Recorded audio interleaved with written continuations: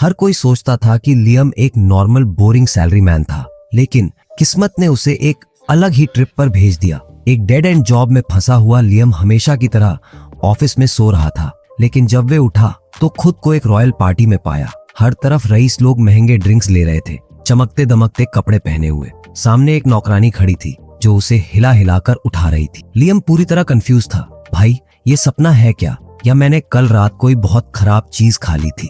लेकिन नौकरानी बिना रुके कहे जा रही थी, छोटे मालिक जल्दी उठिए, गेस्ट्स का वेलकम करना है। लियम को एक आइडिया आया। टिकटॉक पर किसी ने कहा था कि अगर आईने में देखने से सपना टूट जाए तो मतलब ये रियलिटी है। वे दौड़कर शीशे के सामने गया और जो देखा उससे उसकी आत्मा बाहर निकलने वाली थी। आईने में उसका अक्स नहीं बल्कि एक छोटे बच्चे का चेहरा था। अबे, ये कौन है और मैं बच्चा क्यों बन गया?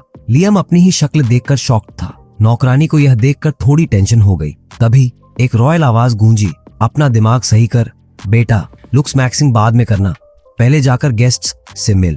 लियम ने मुड़कर देखा तो एक रॉयल ठाठ वाला आदमी उसे घूर रहा था, उसका नया पिता। यही वो पल था जब उसे समझ आया कि वे इस दुनिया में किसी नोबल फैमिली का 5वां बेटा है। ये पार्टी उसकी छोटी बहन के जन्म की खुशी में रखी गई थी। ओके कूल, अब मैं एक अमीर ज्यादा हूँ, उसने सोचा, पर अगर मैं सो गया तो शायद असली दुनिया में लौट जाऊंगा। लेकिन ऐसा कुछ नहीं हुआ। जब वे उठा तो अब भी उसी नन्हे अमीर बच्चे के शरीर में था। उसने बालकनी से बाहर झांका और जो देखा उससे उसकी आंखें फटी की फटी रह गईं। नौकरानी ने बड़े ही कैजुअल अंदाज में कहा, ये जितनी भी जमीन दिख रही है सब आपकी फैमिली की है। अबे, ये कितने अमीर हैं, मैं अरबपति बन चुका हूँ क्या? लियम बड़बड़ाया। नौकरानी उसकी एक्साइटमेंट देखकर थोड़ा कंफ्यूज हो गई। थोड़ी देर बाद उसकी मुलाकात उसके चौथे भाई ब्रूनो से हुई। ब्रूनो पूरी तरह से बेवकूफ था, लेकिन पहले से ही प्लान बना रहा था कि उनकी छोटी बहन की शादी किसी रॉयल फैमिली में करवा दे ताकि उनका फ्यूचर सिक्योर हो सके।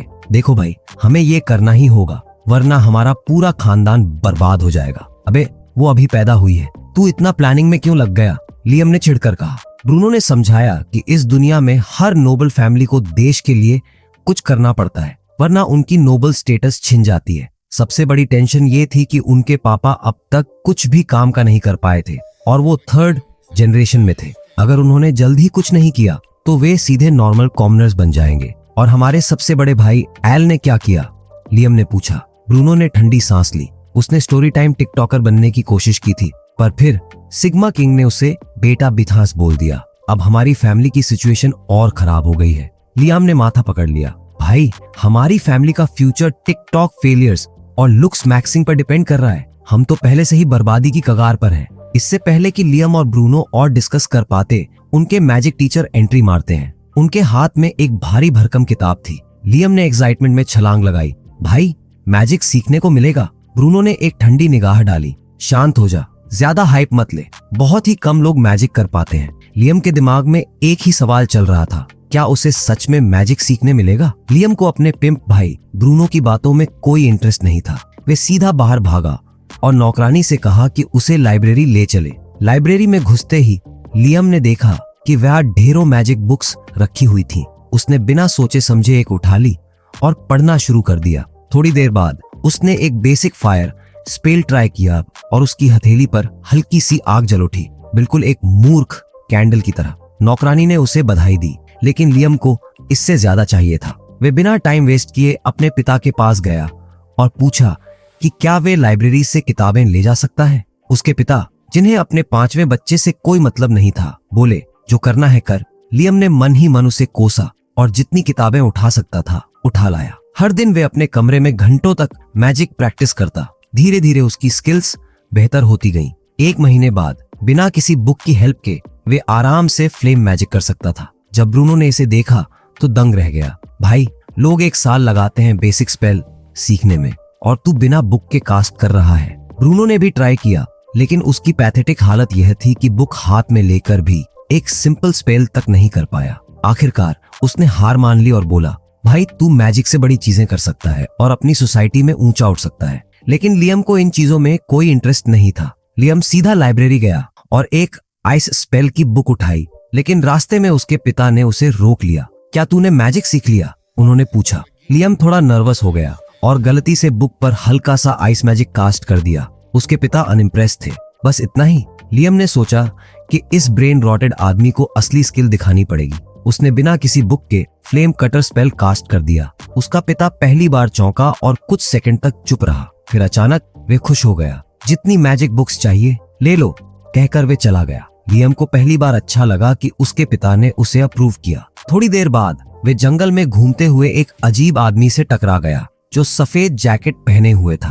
तुम नोबल हैमिल्टन फैमिली से हो? आदमी ने पूछा। लियम ने जवाब दिया, हाँ मैं 5वां बेटा हूँ। आदमी ने एक और अजीब सवाल किया, तुम मुझे पकड़ने आए हो? लियम का दिमाग घूम गया। भाई मुझे नहीं पता तू कौन है, लेकिन मैं यहाँ बस घूम रहा था। आदमी हंसा और बोला, मैं तुम्हें मैजिक सीखने का एक और भी बेहतर तरीका दिखा सकता हूँ। इसके बाद उसने बिना किसी एफर्ट के 5 अलग अलग एलिमेंट्स का मैजिक कास्ट कर दिया। लियम का दिमाग उड़ गया। उसने आदमी से रिक्वेस्ट की कि उसे भी सिखाए। आदमी ने हंसकर कहा, पहले ये टेस्ट पास कर, एक सर्कल और एक स्क्वायर एक साथ बना, बस ये देखने के लिए कि लियम डिस्लेक्सिक तो नहीं है। लियम ने आसानी से टेस्ट पास कर लिया। इसके बाद आदमी ने उसे मल्टी स्पेल कास्टिंग का ट्रिक बताया। लियम ने तुरंत फ्लेम बॉल और फ्लेम कटर एक साथ कास्ट कर दिए, जिसे देखकर आदमी खुद शॉक्ड रह गया। भाई यह स्किल 1 मिलियन में से किसी एक इंसान में होती है। लियम ने और ट्राई किया और 3 अलग अलग स्पेल्स एक साथ कास्ट कर दिए, लेकिन उसकी स्टैमिना तुरंत खत्म हो गई। आदमी ने समझाया, चिंता मत कर, टाइम के साथ बेटर होगा। फिर उसने लियाम को सैमसंग गैलेक्सी रिंग दी, जिसमें अनगिनत मैजिक बुक्स स्टोर्ड थीं। लियाम ने तुरंत विंड मैजिक ट्राई किया और यह बिना किसी दिक्कत के काम कर गया। उसने आदमी को धन्यवाद कहने के लिए मुड़ा, लेकिन वे गायब हो चुका था, बिल्कुल मेरे डैड की तरह। तभी नौकरानी दौड़ती हुई आई। छोटे मालिक, आप ठीक हैं? हमने सुना कि हमारी जमीन पर कोई अजनबी घूम रहा था। लियम ने झूठ बोला कि वे अकेला था। नौकरानी ने उसे एक नई मैजिक बुक दी और कहा, थोड़ा सतर्क रहिए। जैसे ही नौकरानी गई, अचानक वे आदमी फिर से प्रकट हुआ। मैं यहीं था, बस इनविजिबल हो गया था, उसने हंसते हुए कहा। उसने लियम को गैलेक्सी रिंग पहनकर एक स्पेल कास्ट करने को कहा। लियम ने ट्राई किया और एक फ्लेमिंग सैलामेंडर समन कर दिया, जो तुरंत रिंग में अब्सॉर्ब हो गया, बिल्कुल एक पोकेबॉल की तरह। लियम समझ गया कि वे इस रिंग में कोई भी स्पेल सेव कर सकता है। उसने धड़ाधड़ स्पेल्स स्टोर करने शुरू कर दिए, लेकिन जब उसने मुड़कर आदमी को धन्यवाद कहना चाहा, तो वे फिर गायब हो चुका था, सिर्फ एक नोट छोड़कर, अपने मुंह बंद रखना। 1 महीना बीत गया और लियम की मैजिक स्किल्स और भी पावरफुल हो गई। वे अपने स्पिरिट्स की मदद से चारकोल और मना क्रिस्टल बना रहा था। जब ब्रूनो ने उसे पकड़ लिया, उसने देखा कि लियम क्या बना रहा है और बोला, भाई ये स्किल्स तुझे पूरी तरह से इंडिपेंडेंट बना सकती है। फिर एकदम खुशी से चिल्लाया, वैसे मैं शादी कर रहा हूँ और हाँ, अब मैं अपनी वर्जिनिटी भी खो दूंगा। लियम यह सुनकर खुश होता है, लेकिन ब्रूनो उसे सलाह देता है कि उसे भी अपनी इंडिपेंडेंस के बारे में सोचना चाहिए। वे समझाता है कि जब लियम पैदा नहीं हुआ था, तब उनके पिता को एक बेटी की उम्मीद थी, ताकि वे उसे रॉयल फैमिली में शादी करवा सके। लेकिन प्लान फेल हो गया, क्योंकि लियम लड़का पैदा हुआ। डेस्परेशन में आकर उनके पिता ने 1000 सैनिकों को इकट्ठा किया और ड्रैगन ऑफ द हिल्स पर हमला कर दिया। हालांकि वे किसी तरह उस मॉन्स्टर को सील करने में सफल रहा, लेकिन 90% सैनिकों को खो बैठा। ब्रूनो कहता है कि भले ही एल और उनके पिता कुछ भी कर लें, वे पर्सनली मानता है कि हैमिल्टन फैमिली का समय खत्म हो चुका है और लियम को अपना खुद का फ्यूचर सिक्योर करना चाहिए। लियम ब्रूनो को इस सलाह के लिए थैंक्स बोलता है और शहर में जाकर अपनी बनाई हुई चीजें बेचकर पैसे कमाने का प्लान बनाता है। डील अच्छी हो जाती है और वे एक लोकल न्यूडल शॉप में लंच करने बैठता है, लेकिन तभी उसके दिमाग में एक गंजब का आइडिया आता है और वे तुरंत घर लौट जाता है। वे सीधा किचन में जाता है और नौकरों को इंस्टेंट रामेन का एक पैकेट देकर खाने के लिए कहता है। नौकर इसका स्वाद चखते ही इंप्रेस हो जाते हैं, जबकि यह कैपिटलिस्ट सुअर सोचने लगता है कि कैसे इस दुनिया को अमेरिका में बदल सकता है और 50% ओबेसिटी बढ़ा सकता है। लियम तुरंत लोकल दुकानों में अपना इंस्टेंट रेमन बेचने भागता है, लेकिन हर दुकान वाला इसे खरीदने से मना कर देता है, क्योंकि उसका सबसे बड़ा भाई एल उस पर रोक लगा चुका था। लियम मायूस होकर चला जाता है, जबकि एल काउंटर के पीछे से निकलकर लियम को कोसता है कि वे मैजिक में इतना अच्छा क्यों है। लियम सोचता है कि अब उसे क्या करना चाहिए और तभी एक नया आइडिया ट्राई करने का फैसला करता है। उसने हाल ही में स्टोरेज बॉक्स स्पेल सीखा था, जिसमें ढेर सारी चीजें स्टोर की जा सकती थी और उन्हें कहीं भी टेलीपोर्ट किया जा सकता था। लियम अपने जादू का अनकन्वेंशनल यूज करता है और अपना एक क्लोन बनाकर उसे एक अलग किंगडम भेज देता है, जहां हैमिल्टन फैमिली का कंट्रोल नहीं है। क्लोन वह जाकर सारी चीजें बेच देता है और सारा पैसा स्टोरेज बॉक्स में डाल देता है, जिसे लियम जब चाहे निकाल सकता है। इस तरह लियम कैपिटलिज्म का सच्चा भक्त इस नई दुनिया में भी स्लेवरी इन्वेंट कर देता है। कुछ दिन बीत जाते हैं और लियम अपने इल्यूजन जादू पर प्रैक्टिस कर करके पहले से भी ज्यादा स्ट्रॉन्ग हो जाता है। लेकिन एक दिन अचानक एल उसके पास आता है और कहता है कि उसने लियम के बारे में काफी अच्छी बातें सुनी हैं। फिर वे पूछता है कि लियम बड़े होकर क्या बनना चाहता है। लियम को तुरंत खतरे की घंटी सुनाई देने लगती है, क्योंकि उसे पता था कि एल सोचता है कि वे फैमिली हेड बनने की कोशिश कर रहा है। इसलिए वे सिंपल सा जवाब देता है कि उसे बस एक नौकरी चाहिए और पैसे कमाने हैं। एल यह सुनकर थोड़ा सुकून में आ जाता है और लियम को बताता है कि वे उसे हंटर्स गिल्ड से इंट्रोड्यूस करवाएगा। लियम यह सुनकर एक्साइटेड हो जाता है, क्योंकि अब वे एक एडवेंचरर बन सकता था जिसका काम मॉन्स्टर्स को हराना होगा। अगले ही दिन वे हंटर्स गिल्ड जाता है, जहां सारे एडवेंचरर्स उसका मजाक उड़ाने लगते हैं कि वे एक शॉर्ट किंग है। लेकिन लियम अपना सिर ऊपर और मिडिल फिंगर और भी ऊपर रखकर गिल्ड मास्टर के पास पहुंच जाता है। गिल्ड मास्टर उसे बताता है कि भले ही वे एक नोबल हो, उसे सिर्फ अपने रैंक के हिसाब से ही जॉब्स लेने पड़ेंगे। फिर वे लियम से कहता है कि अपनी ताकत दिखाने के लिए उस पर अटैक करे। गिल्ड मास्टर उसे अंडर एस्टिमेट कर रहा था, तो लियम डिसाइड करता है कि वे हल्का हाथ रखेगा और सिर्फ कुछ लो लेवल फायर बॉल्स उसके चारों ओर शूट करता है। यह देखते ही पूरी गिल्ड में हड़कंप मच जाता है और गिल्ड मास्टर भी शॉक में आ जाता है। वे कहता है कि लियम की स्किल्स को देखते हुए उसे आसानी से एक बी रैंकेड एडवेंचरर का दर्जा मिल सकता है। लियम अपनी नई चमचमाती बैज लेकर गिल्ड से बाहर निकलता है और सोचता है कि हाई रैंक एडवेंचरर्स कितने स्ट्रांग होंगे। लेकिन तभी रास्ते में उसे एक गोल्ड डिगिंग ई थॉट मिलती है, जिसका नाम असूना है। वे पूछती हैं कि क्या वे सच में हैमिल्टन फैमिली का बेटा है और क्या वे उसकी पार्टी ज्वाइन कर सकती हैं। आखिर में चाहे कितना ही दमदार क्यों ना हो, लियम अभी भी एक आदमी ही था और जग्स आर जग्स। तो वे बिना ज्यादा सोचे सिंप मोड में चला जाता है और उसे अपनी पार्टी में शामिल कर लेता है। पहले ही मिशन में दोनों जंगल के अंदर घुसते हैं, जहां उनका सामना एक जायंट वुल्फ बीस्ट से होता है। असूना बिना वक्त गंवाए अपनी नाइफ निकालती है, लेकिन तभी झाड़ियों से और भी कई भेड़िए निकल आते हैं और उन्हें चारों ओर से घेर लेते हैं। असूना थोड़ा घबरा जाती है, लेकिन लियम उसे शांत रहने के लिए कहता है और तुरंत अपने मैजिक पोकेमॉन्स बाहर निकालता है। भेड़िए उनके ऊपर झपटते हैं, लेकिन जैसे ही वे इन पोकेमॉन को अपने जबड़ों में पकड़ते हैं, ये अजीब तरीके से फूलने लगते हैं। बेचारे भेड़िए एकदम इमोबिलाइज हो जाते हैं, जिसके बाद असूना उन्हें आसानी से खत्म कर देती है। वे वापस लौटते हैं और कुल 42 मरे हुए भेड़ियों का ढेर जमा कर देते हैं, जिसे देखकर पूरी गिल्ड शॉक्ड रह जाती है। गिल्ड मास्टर तुरंत उन्हें एक नया टास्क देता है, एक कैटरपिलर मॉन्स्टर को हराने का, जो एक मेजर ट्रेड रूट को ब्लॉक कर रहा था। असूना इस टास्क के लिए एक्साइटेड थी, लेकिन थोड़ा डरी हुई भी थी, क्योंकि मॉन्स्टर्स आम जानवरों से बहुत अलग होते हैं। उनके अंदर एक मैजिक स्टोन होता है जो उन्हें जबरदस्त ताकत और स्पेशल एबिलिटीज देता है। लेकिन लियम अब भी आशावादी था। हालांकि जब वे असली कैटरपिलर मॉन्स्टर को देखते हैं तो सारा कॉन्फिडेंस हवा हो जाता है। यह चीज पूरी तरह मेटल से बनी हुई थी, जिससे उनके सारे फिजिकल और मैजिकल अटैक्स बेकार साबित हो रहे थे। लियम को अचानक एक आइडिया आता है और वे असूना से कहता है कि वे बेट बने। जैसे ही मॉन्स्टर सही पोजीशन में आता है, लियम अपने आइटम बॉक्स से एक विशाल बोल्डर निकालता है और उसे सीधे कैटरपिलर पर गिरा देता है, जिससे वे तुरंत मर जाता है। जब वे शहर लौटते हैं तो उनके पास एक नहीं बल्कि 2 मरे हुए कैटरपिलर होते हैं। गिल्ड मास्टर यह देखकर शॉक्ड रह जाता है, लेकिन लियम बड़े ही कैजुअल अंदाज में कहता है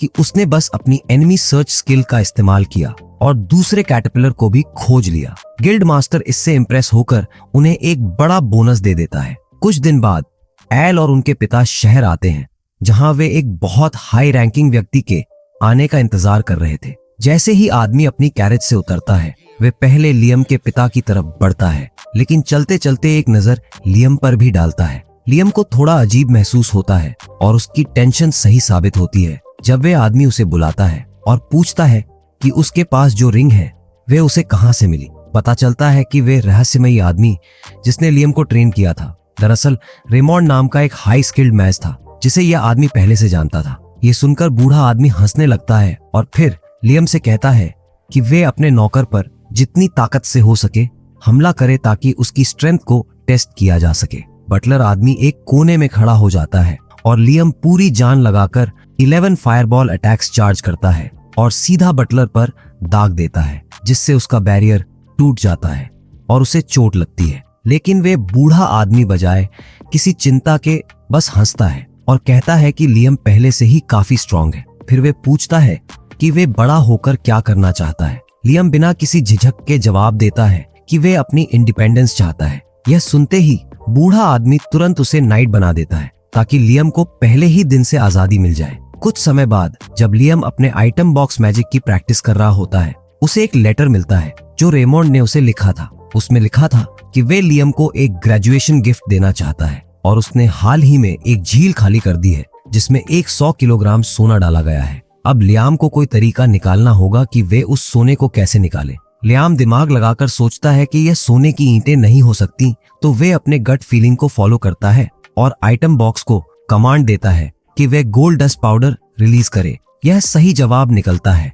तभी अचानक उसके पैरों के नीचे एक ट्रैप डोर खुलता है जो उसे एक डंजन में ले जाता है। वहाँ उसे एक पुरानी मैजिक बुक और रेमंड का एक लेटर मिलता है जिसमें लिखा था कि वे कभी इस बुक की मैजिक नहीं सीख पाया, इसलिए अब वे लियाम को दे रहा है ताकि शायद वे इसे यूज कर सके।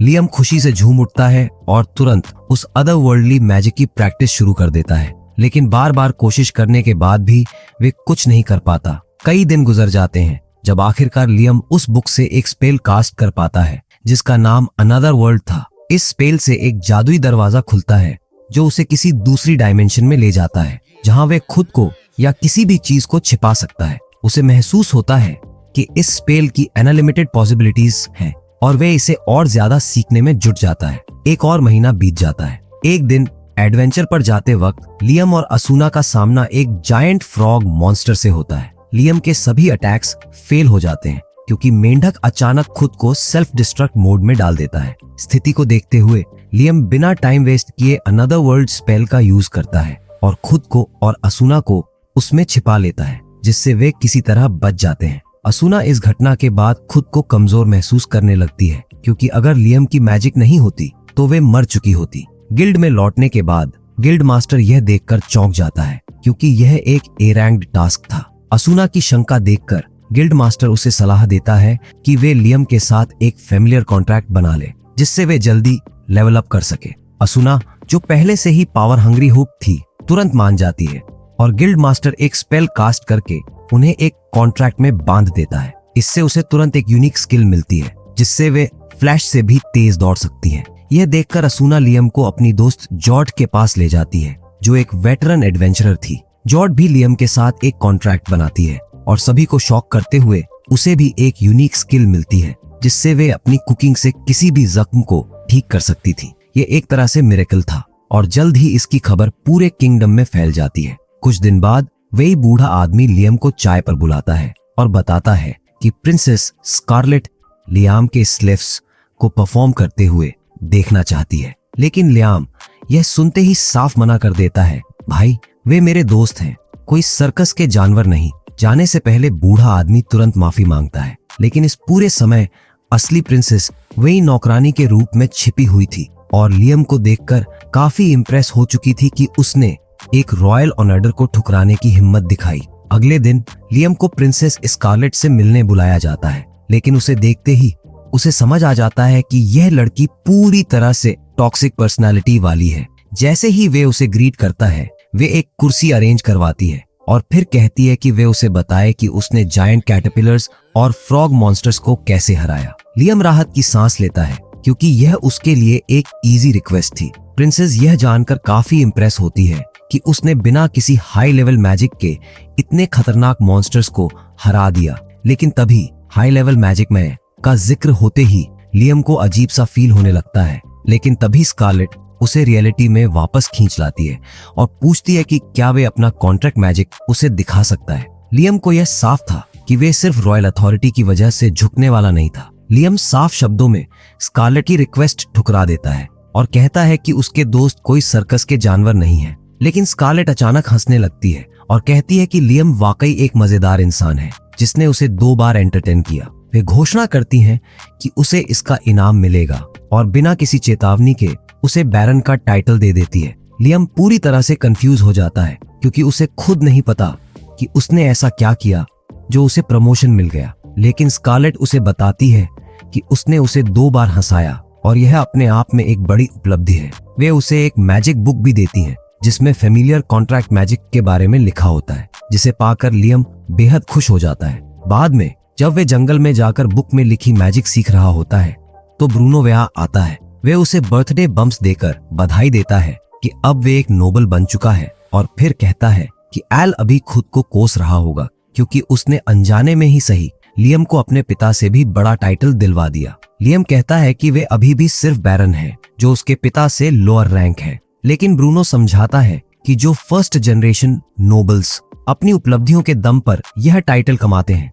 वे उन लोगों से ज्यादा प्रभावशाली होते हैं जिन्हें यह टाइटल उनके पिता से मिला होता है। रात में जब लियम घर लौटता है तो रास्ते में एएलबी से सामना हो जाता है, जो गुस्से और जलन से भरा हुआ था। वे तिरस्कार से लियम के पास से गुजरता है और बड़बड़ाता है कि वे कुछ ऐसा करेगा जिससे सभी को दिखे कि वे लियम से बेहतर है। अगले दिन लियम की मुलाकात असूना और जोडी से होती है, जो दोनों अब उसे मास्टर बुलाने लगती हैं और उससे कुछ अनहोली चीजें करने की रिक्वेस्ट करने लगती हैं। शहर के सभी मर्द जलन से लियम को घूरने लगते हैं, जिससे बचने के लिए वे लड़कियों को मॉन्स्टर हंटिंग पर ले जाता है। जोडी एक आर्चर होती है जो वुल्व्स को पिन डाउन करती है, जबकि असूना उन्हें तुरंत खत्म कर देती है। जोडी नोटिस करती है कि उसके आई साइट निकीमाशन में बहुत सुधार हुआ है, जो एक आर्चर के लिए बहुत ही बढ़िया चीज है। इसे और बेहतर बनाने के लिए लियम उसे एक इंचांटमेंट स्पेल देता है, जिससे उसकी आंखें टेलीस्कोप जैसी बन जाती हैं। इस अपग्रेड से जोडी मिड रेंज आर्चर से सीधा स्नाइपर में बदल जाती है और लियम को दिल से थैंक यू कहती है।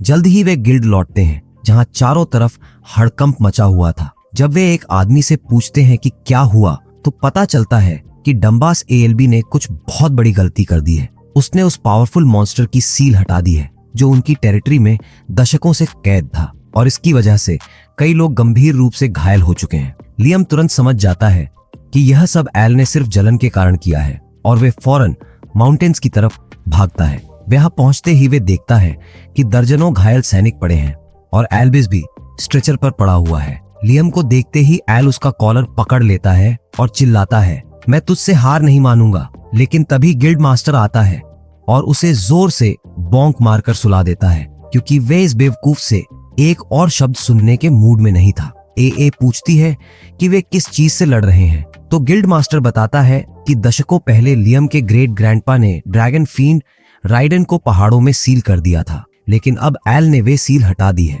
ड्रैगन खुद तो इतने सालों तक बंद रहने के कारण कमजोर हो चुका था, लेकिन असली दिक्कत उसके ऑफस्प्रिंग्स थे, जिन्होंने सभी सैनिकों को घायल कर दिया था। गिल्ड मास्टर कहता है कि उसने ड्रैगन को दोबारा सील करने का इंतजाम कर लिया है, लेकिन जब तक उसके बच्चों को नहीं हराया जाता तब तक यह संभव नहीं होगा। लियम और लड़कियां वहां पहुंचती हैं जहां बेबी ड्रैगन्स मौजूद होते हैं। असूना तुरंत उन पर हमला करने के लिए दौड़ती है, लेकिन वे जितने छोटे दिखते थे उतने कमजोर नहीं थे। उनका फायर ब्रेथ इतना ताकतवर था कि सेकंड्स में पूरे पेड़ को राख बना सकता था। लियम तुरंत असूना को पीछे हटने के लिए कहता है और खुद उन पर फायरबॉल्स फेंकता है, लेकिन बेबी ड्रैगन्स उसे काउंटर कर देते हैं। उसे समझ आ जाता है कि वे इस लड़ाई को नहीं जीत सकते और लड़कियां पीछे हटने का सुझाव देती हैं। तभी बेबी ड्रैगन्स पूरी स्पीड में उन पर हमला करने के लिए भागते हैं और लियम के दिमाग में एक आइडिया आता है। वे लड़कियों से कहता है कि वे जितनी तेजी से भाग सकती हैं भागें। फिर वे अपने मैजिक बुकों से पॉकेट डायमेंशन का दरवाजा खोल देता है, जो सीधा बेबी ड्रैगन्स के सामने खुलता है। बेबी ड्रैगन्स बिना सोचे समझे उसमें कूद जाते हैं और लियम तुरंत ही स्पेल डिस्पेल कर देता है। बच्चे ड्रैगन गायब हो जाते हैं और सभी खुश हो जाते हैं, क्योंकि अब उनके पास ड्रैगन को फिर से सील करने का साफ मौका था। जैसे ही मैजिशियन सील कास्ट करते हैं, असूना और जॉर्ड लियम से पूछती हैं कि उसने अभी क्या स्पेल इस्तेमाल किया था। लियम उन्हें एसपी के बारे में बताता है और समझाता है कि वे पॉकेट डायमेंशन में चीजें स्टोर कर सकता है। वे कहता है कि क्योंकि उसने यह स्पेल पूरी तरह से मास्टर नहीं किया है, तो यह संभव है कि अंदर रखी चीजें हमेशा के लिए गायब हो जाएं। इसका मतलब है कि अब उन्हें बेबी ड्रैगन्स की चिंता नहीं करनी होगी। असूना लियम की इस स्किल से पूरी तरह इम्प्रेस हो जाती है और फौरन उसे फ्लर्ट करने लगती है, लेकिन तभी लियम को अचानक कोई आवाज सुनाई देती है। जब वे पलट कर देखता है तो सामने कोई और नहीं बल्कि ड्रैगन फील्ड राइडन खड़ा होता है और उससे सीधे बात कर रहा होता है। लियम हैरान रह जाता है और पूछता है कि यह कैसे हो सकता है। लेकिन रीडन के पास इससे भी जरूरी सवाल होते हैं। वे महसूस कर सकता है कि लियम का शरीर और आत्मा आपस में मेल नहीं खाते। वे उसके मन को भी पढ़ सकता था और यह जान लेता है कि लियम इस दुनिया का नहीं है। लियम अभी इस शॉकिंग रिवील को प्रोसेस कर ही रहा होता है कि राइडन उसमें दिलचस्पी लेने लगता है। वे लियाम से कहता है कि उसे अपने साथ ले चले और दिखाए कि वे किस तरह का भविष्य बना सकता है। वे उसे आश्वासन देता है कि उसकी ताकत उसके बहुत काम आएगी। लियम इस ऑफर को स्वीकार कर लेता है क्योंकि उसे राइडन से किसी भी तरह की बुरी वाइब्स महसूस नहीं होती। राइडन अचानक मना में बदल जाता है और सीधे लियम के शरीर में समा जाता है, जिससे उसके हाथ पर एक टैटू उभर आता है। लियम तुरंत महसूस करता है कि उसकी बॉडी में जबरदस्त एनर्जी बह रही है और वे इसे टेस्ट करने के लिए एक्साइटेड हो जाता है। बिना किसी इनकैंटेशन के वे 11 मैजिक मिसाइल्स दाग देता है और जब वे चांट करता है तो वे 17 मैजिक मिसाइल्स को पूरी तरह से कंट्रोल कर सकता है। वे इस नई शक्ति से दंग रह जाता है, लेकिन तभी वे देखता है कि सारे मैजिशियंस जोर जोर से सांस ले रहे हैं, जैसे कि वे सुबह अपनी एस्मा मेड्स लेना भूल गए हों। राइडन तुरंत लियम को बताता है कि वे अपनी मना को जल्दी से अपने अंदर संभाले क्योंकि यह बाकी लोगों को ओवरवेल्म कर रही है। लियम तुरंत ऐसा करता है और आखिरकार सभी मैजिशियंस को राहत मिलती है। गिल्ड मास्टर उसका धन्यवाद करता है कि उसने पूरे केस को इतनी अच्छी तरह से संभाला और लियम बाकी सभी को हुए नुकसान के लिए माफी मांगता है, जो कि उसके स्टूपिड ओल्डर ब्रदर ALB की वजह से हुआ था। लियम को लगता है कि उसे घायलों की मदद करनी चाहिए, इसलिए वे 10 किलो सोना डोनेट कर देता है। उस रात लियाम के पिता पहली बार उसे थैंक यू कहते हैं कि उसने ALB की फैलाई हुई गड़बड़ को संभाल लिया, लेकिन लियम को अब भी यह जानना था कि ALB का क्या होगा। उसके पिता बताते हैं कि फिलहाल उसे हाउस अरेस्ट में रखा जाएगा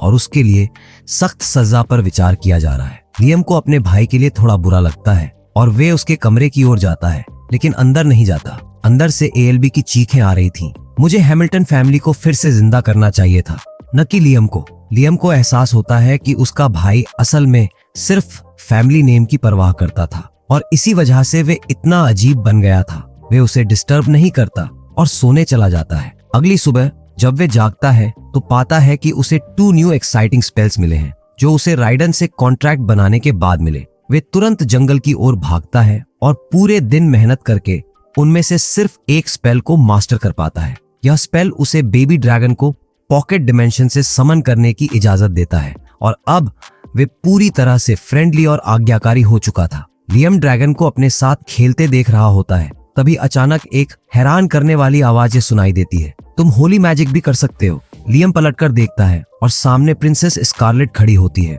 वे बताती हैं कि वे एक महत्वपूर्ण काम के लिए यहाँ आई हैं। पहले वे कहती हैं कि एक ड्रैगन को हराना एक बहुत बड़ी उपलब्धि है, लेकिन जो बड़े लोग सत्ता में बैठे हैं वे उसे बैरन से ऊंचा टाइटल नहीं देने देंगे, इसलिए वे उसे हीरो कैंडिडेट का टाइटल दे रही है, जिससे उसे भी फायदा होगा और जनता भी संतुष्ट रहेगी। इसके बाद स्कारलेट लियम से पूछती है कि उसने ड्रैगन को कैसे हराया। वे पूरी कहानी बताता है कि उसने उसके साथ कॉन्ट्रैक्ट बना लिया था। यह सुनकर प्रिंसेस स्कारलेट पूरी तरह से शॉक्ड रह जाती है, क्योंकि अब वे पक्की हो जाती हैं कि लियम होली मैजिक यूज कर सकता है। लेकिन अगर यह खबर बाहर आई तो यह उसके लिए भारी मुसीबत बन सकता है। इसलिए वे लियम को सख्त आदेश देती है कि जब तक वे न कहे तब तक वे यह बात किसी को नहीं बताएगा। लियम के पास कोई और चॉइस नहीं होती तो वे मान जाता है, लेकिन अगले ही दिन प्रिंसेस उसके मुंह बंद रखने की कीमत अदा कर देती है।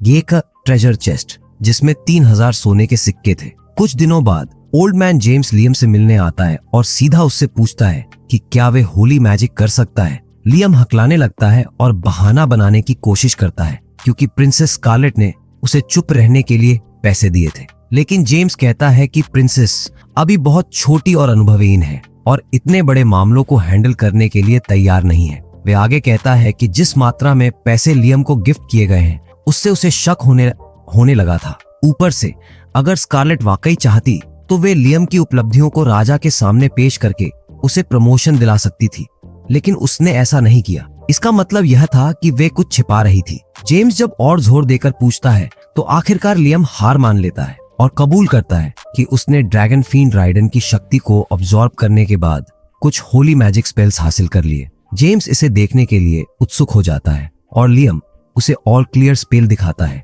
जो किसी भी नेगेटिव इफेक्ट को हटा सकता है, जिसमें पॉइजनिंग और पेट्रिफिकेशन भी शामिल है। जेम्स इससे बहुत इम्प्रेस होता है, लेकिन फिर वे लियम को एक महत्वपूर्ण इतिहास का सबक देने का फैसला करता है। वे थ्री ड्रैगन्स वॉर के बारे में बताता है, जो कई शताब्दियों पहले हुआ था। उस युद्ध में मैजिक यूजिंग ड्रैगन ने जीत हासिल की थी और फिर एक ह्यूमन के साथ जुड़ गया जो उसकी होली मैजिक उधार ले सकता था। वे ह्यूमन आगे चलकर एक देश की स्थापना करता है, जो कि वही देश है जिसमें वे आज रह रहे हैं। लियम इस कहानी को अपने संदर्भ में कैसे जोड़ना है यह सोचकर थोड़ा कंफ्यूज हो जाता है, लेकिन तभी जेम्स उससे पूछता है कि जब वे सुनता है कि एक ड्रैगन ने ह्यूमन के साथ मिलकर एक देश बनाया तो उसके दिमाग में क्या आता है। लियम, जो कि एक kinky son of a gun था, कहता है कि उसने तो सोचा था कि ड्रैगन और इंसान ने शादी कर ली और उनके बच्चे हो गए। जेम्स ठंडी सांस लेता है और कहता है कि बाकी सारे इंसानों ने भी पहले यही सोचा था,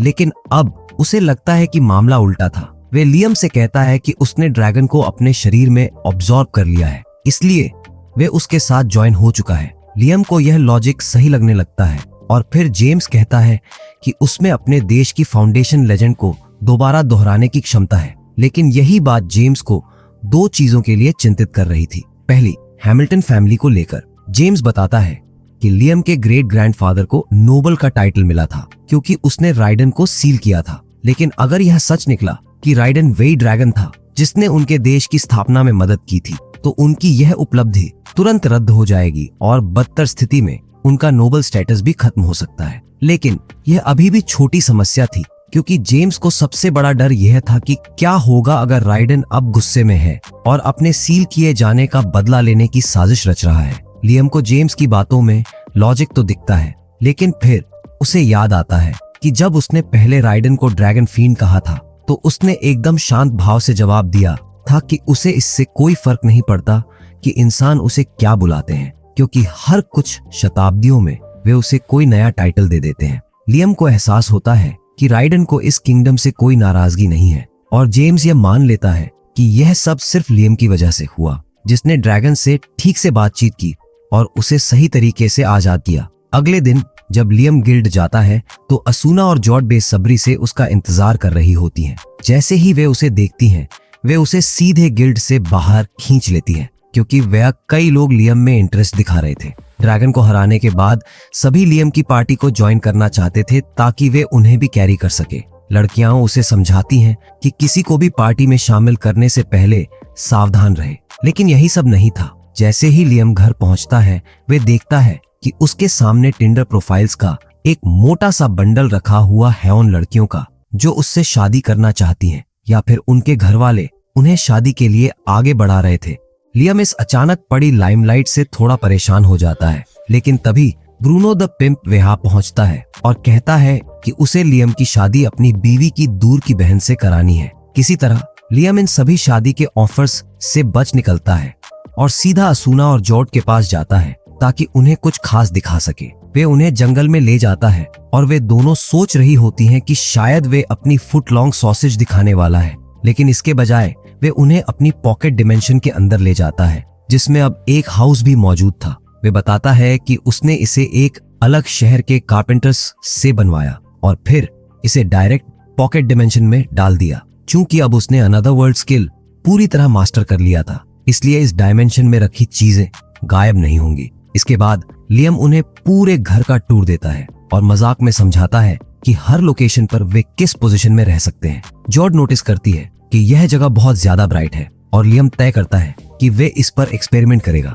ताकि परफेक्ट लाइटिंग सेट की जा सके। सबसे पहले वे एक शैडो स्पिरिट समन करता है जिससे पूरी डिमेंशन पिच ब्लैक हो जाती है। फिर वे सैलमेंडर को समन करता है ताकि वे फायर प्लेस जलाकर नेचुरल लाइट और वार्मथ प्रदान कर सके। लेकिन जॉर्ज अब भी संतुष्ट नहीं थी, क्योंकि low level shed spirit darkness को अच्छे से कंट्रोल नहीं कर पा रहा था। तभी असूना कहती है कि काश स्पिरिट्स भी उनकी तरह इवॉल्व कर पाते। यह सुनकर लियम को एक गजब का आइडिया आता है। वे शेड स्पिरिट्स के साथ फेमिलियर कॉन्ट्रैक्ट टाबर बना देता है। जैसे ही वे यह करता है, शेड स्पिरिट तुरंत इवॉल्व होकर मिड लेवल स्पिरिट बन जाता है और डार्कनेस को बेहतर तरीके से कंट्रोल करने की क्षमता पा लेता है। वे लियम के सामने शपथ लेता है कि उसने उसे इवॉल्व करने में मदद की, इसलिए वे उसकी लॉयल्टी की कसम खाता है। लियम कहता है कि वे उसे दोबारा समन नहीं कर सकता क्योंकि उसे मीडियम लेवल स्पिरिट्स समन करने का स्पेल नहीं आता। शेड स्पिरिट उसे सलाह देता है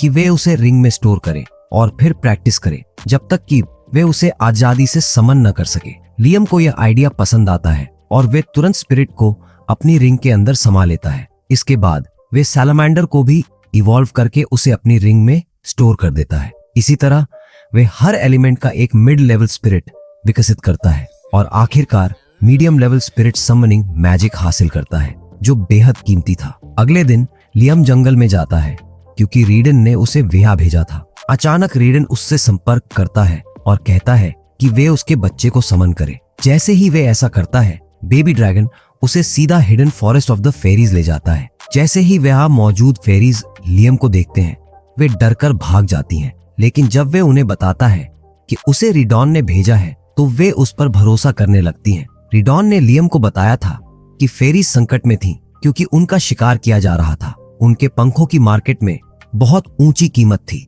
इसीलिए रिडॉन चाहता था कि लियम उनकी रक्षा करे। वे कहता है कि वे उनके लिए एक बैरियर बनाए और उन्हें नाम दे, क्योंकि यह इंसानों द्वारा इस्तेमाल किया जाने वाला नेचुरल मैजिक था। लियम सबसे पहले एक फेरी पर फैमिलियर कॉन्ट्रैक्ट स्पेल कास्ट करता है और उसका नाम रेन रखता है। लेकिन इसके बाद जो होता है उससे हर कोई चौंक जाता है। रेन तुरंत एल्फ में इवॉल्व हो जाती है। Even Riyana is shocked. Liam को कुछ समझ नहीं आता, लेकिन राइडन उसे बताता है कि जब उसने नाम और कॉन्ट्रैक्ट मैजिक दोनों को मिलाया तो इसका प्रभाव और भी ज्यादा बढ़ गया। राइडन उसे सलाह देता है कि वे हमेशा उन क्रिएचर्स को नाम दे जिनके साथ वे कॉन्ट्रैक्ट की सलाह पैड बनाए। अब जब रेन एक एल्फ बन चुकी थी, तो बाकी सभी फेरीज भी लियम से नाम पाने के लिए उत्सुक हो गईं। लियम सबको नाम देता है और उन्हें अपना फैमिलियर बना लेता है।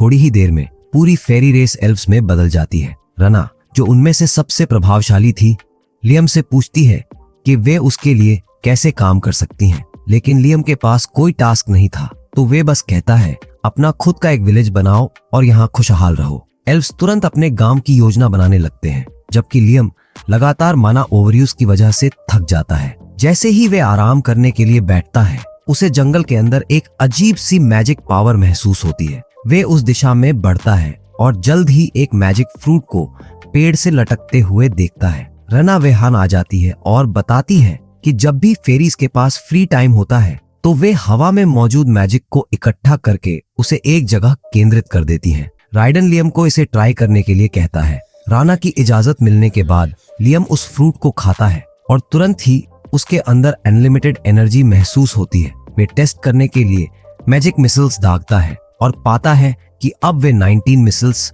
एक साथ दाग सकता है। अगले दिन वे फिर से एल्फ्स से मिलने जाता है, जो उसे बहुत जोश से ग्रीट करते हैं। लेकिन उनका जोश जल्द ही ठंडा पड़ जाता है जब वे उसे अपने बनाए हुए घरों को दिखाते हैं, जो पूरी तरह से मिजरेबल अटेम्प्ट्स थे।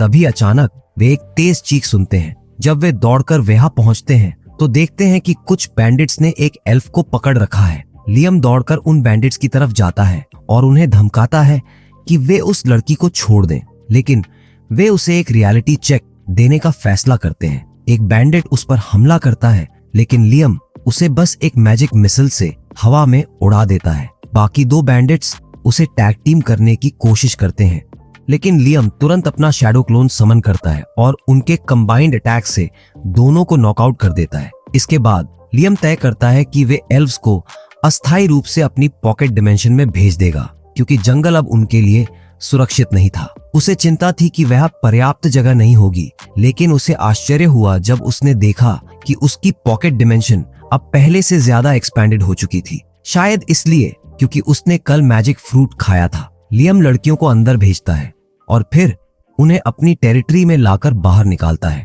ताकि बैंडिट्स उन पर हमला न कर सकें। एल्व्स उसकी इस शक्ति से दंग रह जाते हैं और घुटनों के बल बैठकर उससे भीख मांगते हैं कि वे उनका किंग बने और उनका नेतृत्व करे। वे कसम खाते हैं कि अगर वे राजा बनता है तो वे उसकी हर बात मानेंगे। लियम, जो कि पहले से ही एक परवर्ट था, इस ऑफर को तुरंत स्वीकार कर लेता है। वे एल्व्स को इंस्टेंट रामेन खाने को देता है और फिर अपने हाई लेवल होली स्पेल की प्रैक्टिस शुरू करता है, जो उसे राइडन से मिला था। उसे यह स्पेल सीखे 4 डेज हो चुके थे, लेकिन अब तक वे इसे एक बार भी कास्ट नहीं कर पाया था।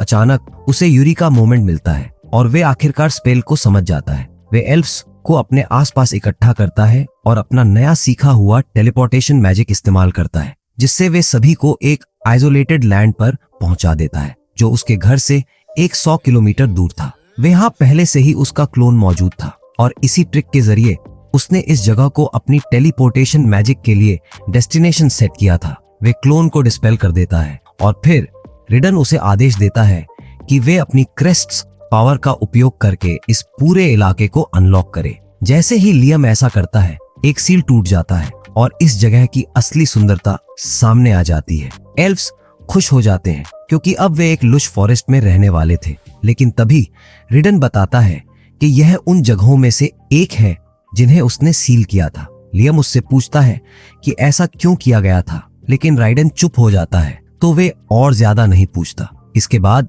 एल्फ गर्ल्स अपने घर बनाने के लिए जगह ढूंढने लगती है, जबकि लियम टेलीपोर्टेशन स्पेल को पूरी तरह से मास्टर करने की कोशिश करता है। कई बार प्रैक्टिस करने के बाद वे इसे 0 सेकंड्स कास्टिंग टाइम तक कम करने में सफल हो जाता है। वे घर वापस जाने का फैसला करता है और 3 बेबी ड्रैगन्स को एल्व्स की रक्षा के लिए वहीं छोड़ देता है। जैसे ही वे घर पहुंचता है, उसे प्रिंसेस स्कारलेट देखने आती है। वे उससे पूछती हैं कि क्या उसके अंदर मौजूद ड्रैगन ने कभी प्रॉमिस्ड लैंड के बारे में कुछ बताया है। लियम कहता है कि उसने ऐसा कुछ नहीं सुना, लेकिन वे यह खुलासा करता है कि राइडन ने सील्ड लैंड्स का जिक्र किया था। वे एल्व्स के बारे में भी बताता है और स्कारलेट उन्हें देखने की इच्छा जताती है। लेकिन इससे पहले लियम का एक फेवर होता है। वे एक स्किल्ड इंजीनियर से मिलना चाहता था जो एल्व्स गांव बनाने में मदद कर सके। स्कारलेट उसे एक ड्वार्फ से मिलवाती है जो कि रॉयल कोर्ट इंजीनियर था। लियम तुरंत अपना क्लोन बनाता है और उसे एल्फ विलेज ले जाता है। जैसे ही वे जंगल में पहुंचते हैं,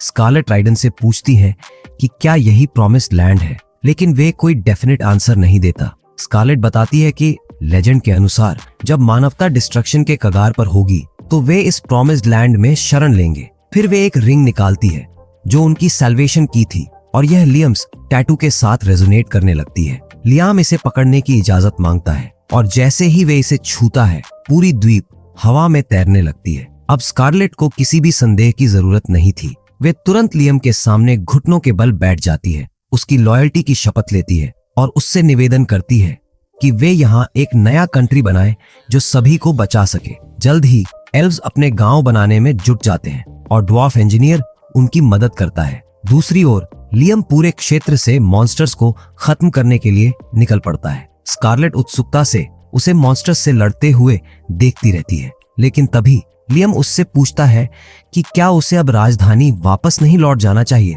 स्कारलेट जवाब देती है कि वे अब हमेशा लियम के साथ रहेगी और उसकी सेवा करेगी क्योंकि वे प्रॉमिस्ड लैंड का असली मास्टर है। लियम इस बात को लेकर थोड़ा असहज महसूस करता है क्योंकि यह एक बहुत बड़ा पॉलिटिकल हैसल बनने वाला था, लेकिन तभी स्कारलेट उसे बताती है कि उसकी माँ के परिवार की वेन्स में ड्रैगन्स ब्लड बहता है। इसी वजह से उनकी फैमिली की औरतों की शादी हमेशा रॉयल फैमिली में होती थी। हालांकि वे खुद लियम की सेवा करना चाहती थी क्योंकि उसके अंदर होली ड्रैगन राइडन था। इसी बीच राइडन लियम से कहता है कि वे स्कारलेट को उत्तर की ओर ले जाए क्योंकि वह कुछ ऐसा है जो उसे पसंद आएगा। वे उत्तर की ओर बढ़ते हैं और एक स्टोन डोर देखते हैं जो उन्हें एंशिएंट रून्स तक ले जाती है। जैसे ही वे सीढ़ियां उतरते हैं, वे देखते हैं कि दीवारों पर एंशिएंट स्क्रिप्चर्स लिखे हुए हैं और फिर वे एक ब्लैक ड्रैगन स्टैच्यू के सामने पहुंच जाते हैं। अचानक ये स्टैच्यू जाग जाती है। रिडॉन बताता है कि यह एक गार्डियन गोलेम है जो उसी के मॉडल पर बनाया गया था।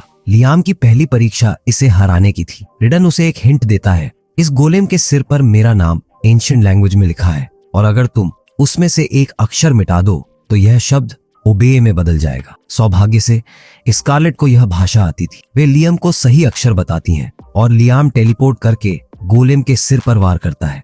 अचानक गोलेम पूरी तरह से स्कारलेट का आज्ञाकारी पालतू बन जाता है क्योंकि उसकी वेन्स में ड्रैगन ब्लड था। स्कारलेट तय करती है कि वे कुछ समय के लिए गोलेम के साथ रहेगी और लियम बाहर चला जाता है। वे गहरी सांस लेता है और सोचता है कि स्कारलेट कितनी जिद्दी है कि वे हर हाल में उसकी सेवा करना चाहती है, लेकिन वे अब तक इस आदत का आदी नहीं हो पाया था। अचानक वे एल्फ विलेज की दिशा में धुआं उठते हुए देखता है। वे तुरंत वहां टेलीपोर्ट करता है और जो देखता है उससे उसका दिल दहल जाता है।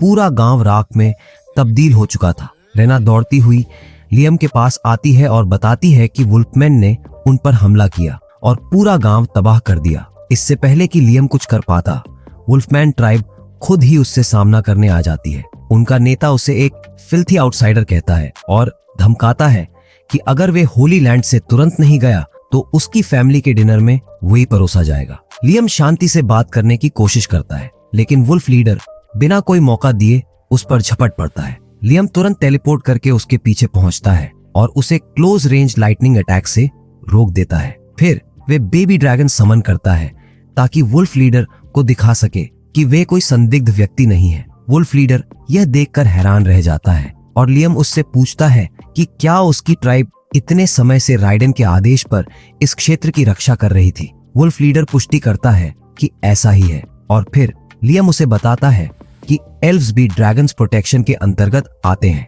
वुल्फ लीडर गांव पर हमले के लिए माफी मांगता है, लेकिन रिया कहती है कि इससे कोई फर्क नहीं पड़ता क्योंकि वे दोनों ही होली ड्रैगन की सेवा करते हैं। वे सुझाव देती हैं कि वुल्फ्स लियम के साथ कॉन्ट्रैक्ट में प्रवेश करें और उसकी लॉयल्टी की शपथ लें। पूरी वुल्फ ट्राइब इस प्रस्ताव से सहमत हो जाती है। लियम को इसमें कोई बुराई नहीं दिखती और वे सबसे पहले वुल्फ लीडर के साथ फेमिलियर कॉन्ट्रैक्ट मैजिक कास्ट करता है। लेकिन जैसे ही वे यह करता है, वुल्फ लीडर अचानक एक वुमन में बदल जाती है। लियम यह देखकर पूरी तरह से शॉक्ड रह जाता है क्योंकि उसे लगा था कि लीडर एक मेल था। खैर, किसी तरह वे इस बात को पचाता है और उसका नाम क्रिस रखता है। फिर वे बाकी वुल्फ्स के साथ कॉन्ट्रैक्ट फॉर्म करता है। अगले दिन वे देखता है कि न्यूली इवॉल्व्ड वेयरवुल्व्स एल्व्स के साथ गांव को फिर से बनाने में मदद कर रहे हैं। क्रिस दौड़कर लियम को गले लगा लेती है और एक बार फिर गांव को नुकसान पहुंचाने के लिए माफी मांगती है। लियम सोचता है कि काश उसके पास ऐसा कोई स्पेल होता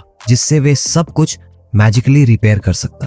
तभी राइडन उससे कहता है कि अगर उसके पास ऐसा स्पेल नहीं है तो वे खुद उसे बना सकता है। लियम यह सुनकर एक्साइटेड हो जाता है और राइडन उसे सलाह देता है कि वे पूरे प्रोसेस की क्लियर इमेजिनेशन करे। लियम पूरी तरह ध्यान केंद्रित करता है और एक ऑटो रिपेयर मैजिक बनाता है जो किसी भी चीज को उसके ओरिजिनल स्टेट में लौटा सकता है, चाहे वे कितना भी क्षतिग्रस्त क्यों ना हो। इसके बाद वे एक आइसोलेटेड एरिया में जाता है ताकि वे और नए स्पेल्स बना सके। जब वे इम्प्रूव्ड फायर मिसाइल्स की प्रैक्टिस कर रहा होता है तो रेना अचानक वेया आती है और उसे बताती है कि एक इमरजेंसी है। ह्यूमन सोल्जर्स इस क्षेत्र में घुस चुके हैं और फेरीज का शिकार करने की कोशिश कर रहे हैं। लियम बिना समय गंवाए तुरंत वेया टेलीपोर्ट करता है जहां इन ह्यूमंस को देखा गया था और उनका सामना करता है। सैनिक उससे पूछते हैं कि क्या वे यहाँ रहता है और क्या वे फेरीज के बारे में कुछ जानता है। लियम उन्हें बताता है कि यह जगह उसकी कंट्री है और उन्हें यहाँ बिना अनुमति के नहीं आना चाहिए।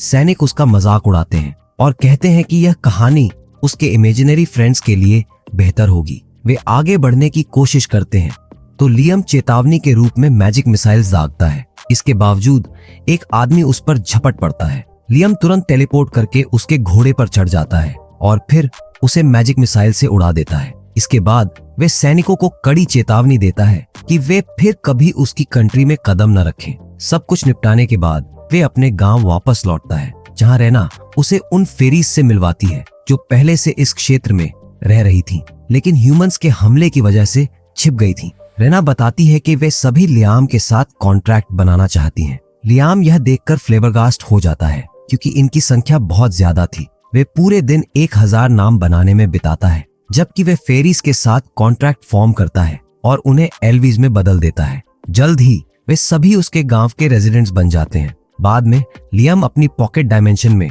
स्कारलेट, रेना और क्रिस को बुलाता है और उन्हें ह्यूमन सोल्जर्स द्वारा पहने गए हेलमेट्स दिखाता है। स्कारलेट बताती है कि ये PEA किंगडम से है जो प्रॉमिस्ड लैंड के पास मौजूद है, ठीक वैसे ही जैसे कि उनका जामल किंगडम और एक और देश क्वादर। वे मानती है कि ये सैनिक सिर्फ स्काउट्स थे और जल्द ही 3 किंगडम्स की सेनाएं इस टेरिटरी पर दावा करने के लिए यहाँ आ सकती है। लियम यह सुनकर टेंशन में आ जाता है और पहली बार स्कारलेट के सुझाव को गंभीरता से लेना शुरू करता है कि उसे यहाँ एक कंट्री बनानी चाहिए। स्कारलेट कहती है कि एक देश के लिए 3 चीजों की जरूरत होती है, लैंड, पीपल और पावर। लियम के पास पहले से ही लैंड थी और जैसे जैसे कंट्री की खबर फैलेगी पीपल भी खुद आ जाएंगे। लियम कहता है कि उसे पावर की जरूरत है और क्रिस तुरंत खुद को आर्मी लीडर बनाने का प्रस्ताव रखती है। वे कहती हैं कि उसकी वेयरवुल्फ आर्मी उन सभी दुश्मनों को खत्म कर देगी जो उन पर हमला करेंगे। हालात उम्मीद से ज्यादा तेजी से आगे बढ़ते हैं और अगले ही दिन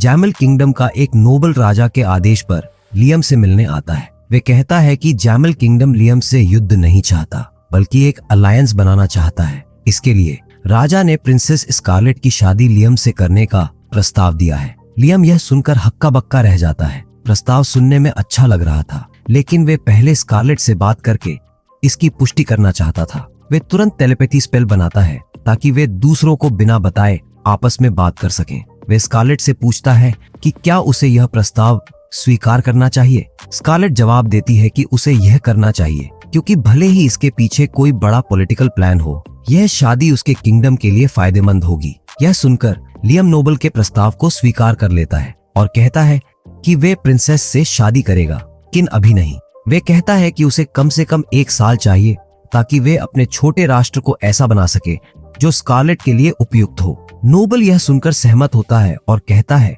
कि वे यह संदेश राजा तक पहुंचा देगा। वे लोग चले जाते हैं और लियम और स्कारलेट दोनों को राहत महसूस होती है कि नेगोशिएशन सफल रहे। इसके बाद लियम अपने क्लोन को स्कारलेट के साथ भेजता है ताकि वे उसकी मैंशन तक पहुंच सके और फिर उसे वहां टेलीपोर्ट कर सके। जैसे ही क्लोन मैंशन पहुंचता है, वे गांव लौटकर ओरिजिनल लियम को वहां ले जाता है। स्कारलेट लियम का स्वागत करती है और जैसे ही वे अंदर जाते हैं, लियम को राइडन की शक्ति का एहसास होता है। वे स्कारलेट से पूछता है कि क्या यहाँ कुछ ऐसा है जो ड्रैगन से जुड़ा हुआ है, और वे उसे सीधा चर्च में ले जाती है जहां ऑल्टर पर राइडन की एक सिल्वर स्टैचू रखी हुई थी। राइडन यह देखकर चौंक जाता है कि यह मूर्ति अब भी यहाँ है और लियम उससे पूछता है कि यह क्या है। राइडन उसे ऑल क्लियर स्पेल कास्ट करने के लिए कहता है और जैसे ही लियम ऐसा करता है, स्टैचू अचानक बैटल आर्मर में बदल जाती है और स्कारलेट के शरीर पर प्रकट होती है। अब वे होली मैजिक का उपयोग कर सकती थी, लेकिन सिर्फ एक अटैक के बाद ही पूरी तरह से थक गई और आर्मर दोबारा स्टैचू में बदल गया। राइडन बताता है कि यह बैटल आर्मर उसने बनाया था ताकि ह्यूमंस उसकी क्षमताओं का उपयोग कर सकें। यह सबसे ताकतवर आर्मर था और अब यही आखिरी बचा हुआ था। लेकिन लियम कहता है कि वे अभी नए मैजिक आर्मर्स बना सकते हैं। राइडन को उसका आत्मविश्वास पसंद आता है और वे उसे मैजिक आर्मर बनाने की रेसिपी बताता है। लियम अपने स्पिरिट्स की मदद से पहले एक छोटी मैजिक स्टैचू बनाता है और फिर स्कारलेट से कहता है कि वे उस पर अपनी ब्लड की कुछ बूंदें गिराएं ताकि इसका कॉन्ट्रैक्ट फॉर्म हो सके। जैसे ही वे ऐसा करती है, स्टैचू आर्मर में बदल जाती है और अब वे होली मैजिक बिना थके उपयोग कर सकती थी। राइडन बताता है कि हाई लेवल मैजिक आइटम्स लगभग लिविंग बीइंग्स की तरह होते हैं। यह सुनकर लियम को इसमें फैमिलियर मैजिक का उपयोग करने का आइडिया आता है। वे आर्मर के साथ कॉन्ट्रैक्ट बनाता है और उसका नाम एरीज रखता है, जिससे यह हल्का और ज्यादा ताकतवर हो जाता है। राइडन लियम को बताता है कि उसने एक बार आर्मर को नाम दिया था, लेकिन कभी उसे फैमिलियर बनाने के बारे में नहीं सोचा था। लियम तुरंत समझ जाता है कि वे जायंट गोलेम की बात कर रहा है। राइडन पुष्टि करता है और उसे कॉन्ट्रैक्ट बनाने की कोशिश करने के लिए कहता है। लियम तुरंत गांव में टेलीपोर्ट करता है और गोलेम पर अपनी कुछ ब्लड की बूंदें गिराता है। अचानक गोलेम मैजिक आर्मर में बदल जाता है और लियम के शरीर को ढक लेता है। वे खुद को पहले से भी ज्यादा शक्तिशाली महसूस करता है और एक ही बार में 37 पावर मिसाइलें दाग देता है, लेकिन इससे उसकी पूरी स्टैमिना खत्म हो जाती है। राइडन उसे बधाई देता है क्योंकि वे अब तक का सिर्फ 3rd पर्सन था जिसने इस आर्मर को पहनकर जिंदा रहने में सफलता पाई थी। अगर वे इसे मास्टर कर लेता है तो वे पूरे वर्ल्ड पर राज कर सकता है। लियम कुछ माना क्रिस्टल्स का उपयोग करके अपनी स्टेमिना रिचार्ज करता है और फिर स्कारलेट से पूछता है कि क्या वे कुछ समय के लिए गोलेम उधार ले सकता है। स्कारलेट उसे बताती है कि वे इसे जितने समय तक चाहे रख सकता है और लियम तुरंत गोलेम को अपने एटम बॉक्स में स्टोर कर लेता है। फिर वे स्कारलेट को बताता है कि वे वापस गांव जा रहा है और वे फैसला करती है कि वे कैपिटल लौटेगी ताकि वे देख सके कि किंगडम क्या सोच रहा है।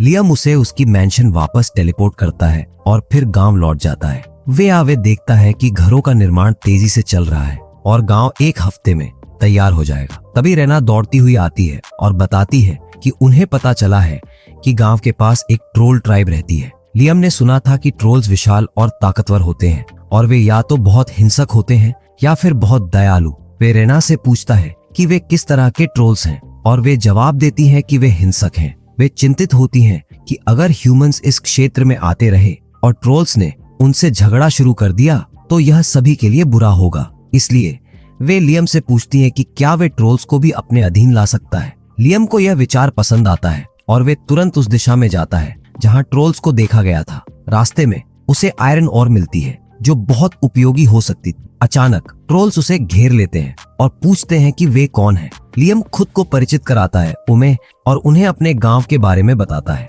वे उनसे अपने गांव में बसने के लिए कहता है, लेकिन ट्रोल लीडर कहता है कि वे ह्यूमंस पर भरोसा नहीं करते। सो आज की वीडियो के लिए इतना ही। Like for next part and subscribe the channel and don't forget to comment your best part of video. See ya in next part soon.